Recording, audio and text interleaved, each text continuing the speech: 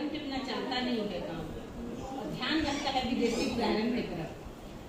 America के कवि आलोचक कथाकार एडगर एलिन पो के अनुसार कहानी वह छोटी आख्यानात्मक रचना है जिसे एक बैठक में पढ़ा जा सके, जो पाठक पर एक समन्वित प्रभाव मेल जोल की भावना उत्पन्न करने के लिए लिखी गई हो, जिसमें उस प्रभाव को उत्पन्न करने में सहायक तत्वों के अतिरिक्त और कुछ न हो और जो अपने आप में पूर्ण हो।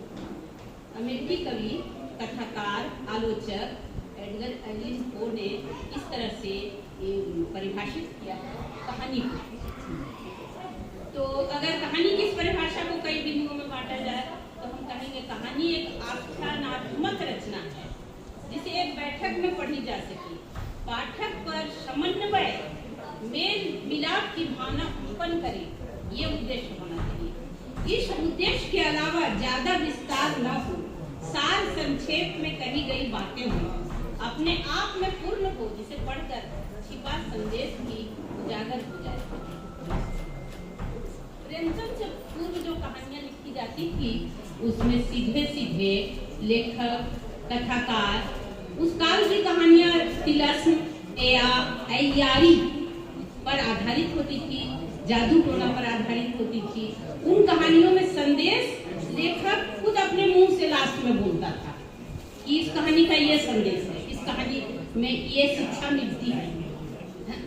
लेकिन प्रेमचंद काल में प्रेमचंद ने उन कहानियों को कथा साहित्य को यथार्थ के धरातल से जोड़ा, समाज के यथार्थ के धरातल से उन कहानियों को जोड़ा, क्योंकि उनकी कहानियों में भारत कृषि प्रधान देश उजागर हो उठा है। कृषक की जिंदगी है, उसके संघर्षों की कहानी है, कृषक के जीवन में किस तरह से जोंक जैसे लटके होते थे साहूकार, सूदखोर और उनके कष्टों का वर्णन है। कृषक जीवन के कष्टों का ये बेबाकी से वर्णन है प्रेमचंद के कथा साहित्य में। तो इस तरह से कथा साहित्य को 3 भाग में बांटा गया था।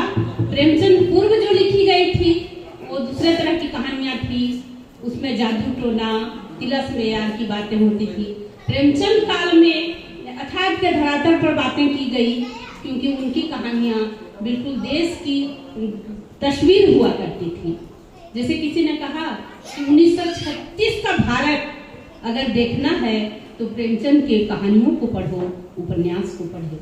1932 के आसपास का भारत अगर देखना है तो प्रेमचंद की कहानियों को पढ़ो, उपन्यासों को पढ़ो। वो बिल्कुल एक तस्वीर पैदा करती है उनकी कहानियां। फिर प्रेमचंद के बाद जो कहानियां लिखी गई उसमें लेखक कहानियों में अपनी बातें या संदेश बोल के नहीं देता था, बल्कि वो छिपा हुआ होता था, ढका हुआ होता है। आज भी जो कहानियां लिखी जा रही है उसमें संदेश उजागर हो उठता है। संपूर्ण कहानी जब आप पढ़ लेते हैं तो संदेश उजागर हो उठता है। ऐसा नहीं है कि वो लेखक खुद ब खुद सामने सामने बात कर रहा है और इसका शिक्षा या संदेश बतला रहा है। तो आलोचकों साहित्यकारों ने कहानी के 6 तत्व निर्धारित किए हैं: कथानक, पात्र कल्पना, चरित्र चित्रण, कथोपकथन, देश काल, भाषा शैली और उद्देश्य। कहानी की 6 तत्वों पर थोड़ी सी चर्चा करती हूँ। कथानक में घटनाओं का घात प्रतिघात होता है, घटनाएं घटती है और कहानी बढ़ती चली जाती है। पात्र कल्पना, पात्र कल्पना में पात्र संख्या में कितने हैं, किस प्रकृति के हैं, किस विचार के हैं। कुछ पात्र कहानी में कुछ देर के लिए होते हैं, कुछ शुरू से अंत तक बने होते हैं। कथोपकथन, पात्रों के आपसी बातचीत में कथा अभिव्यक्त होती है, यही संवाद भी कहलाता है। कथोपकथन जो आपस में बात करते हैं। चरित्र चित्रण, पात्रों के कथोपकथन से चरित्र का पता चलता है, कथाकार चरित्र गढ़ता है। देश काल, हर कहानी में एक अवश्य चित्रण होना चाहिए, चित्रित होना चाहिए कि कथा किस काल की लिखी हुई है, किस देश की लिखी हुई है, किस स्थान पर लिखी गई है और यह घटना कहाँ का वर्णन है। भाषा शैली, देश काल के अनुसार भाषा शैली भी होनी चाहिए। संदेश, कथा में एक संदेश समाज के लिए अवश्य होनी चाहिए, चाहे वह संदेश पात्रों के मुख से कहलाया गया हो या स्वयं लेखक कथाकार की ओर से दी गई हो। आजकल लोगों के पास समय की कमी है, अतः लघु कथा अधिक लिखे जा रहे हैं। लघु कथा साहित्य की नई विधा है, इसका प्रचलन अधिक है। इस कथा संग्रह की प्रथम कहानी जीवन की डोर। हमारे आसपास कई पात्र होते हैं जिनकी कथा कभी कभी दूसरों के मुख से सुनाई पड़ती है। अपने आसपास के पात्रों को ही कथा में स्थान प्रदान की हूँ। ये कहानियां पढ़ने वालों को रोचक शिक्षाप्रद लगेंगी, ऐसी आशा है। इसी शुभेच्छा के साथ अपनी वाणी को विराम देती हूँ। कहानी के संबंध में थोड़ी सी और आगे बढ़ती हूँ।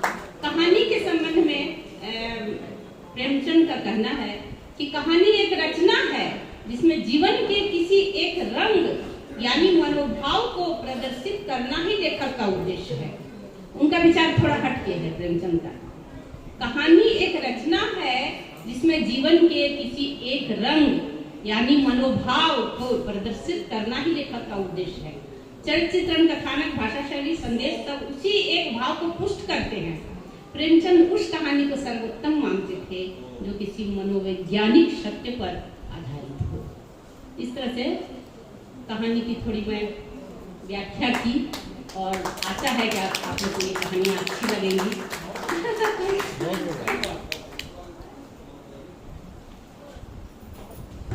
बहुत बहुत धन्यवाद दी, आपने अपनी वाणी को यहाँ विश्राम दी है, विराम नहीं।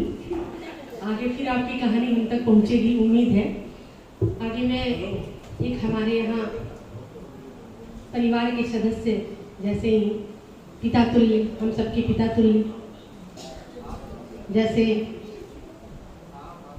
अतिथि आए हुए गोविंद पाठक नाम है उनका और 92 साल के हैं।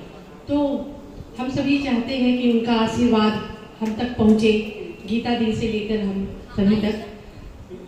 वहीं से बोलेंगे वो, उन तक माइक पहुँच चुका है। आइए आपके मुखारबिंद से सर भूषण स्वागत।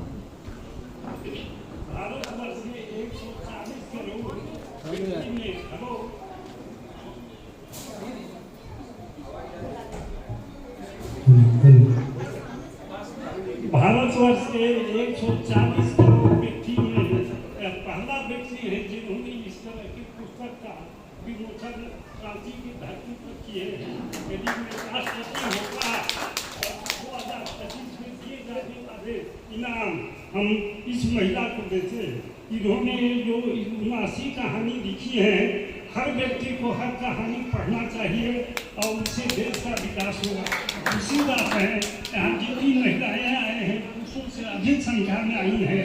इस देश का विकास तभी हो सकता है जब हम महिलाओं की विकास की ओर देखें। एक बात याद रखें, 80 के बाद कोई महिला का नाम नहीं जानता था और आज महिलाएं जब हमारे समाज में आगे आई है तो भारतवर्ष हर दृष्टिकोण से आगे बढ़ा है और भारतवर्ष के महिलाओं के चलते दुनिया के सारे देश भारत के पीछे लगे हुए हैं। आज हम महिला को प्रतिष्ठा देंगे।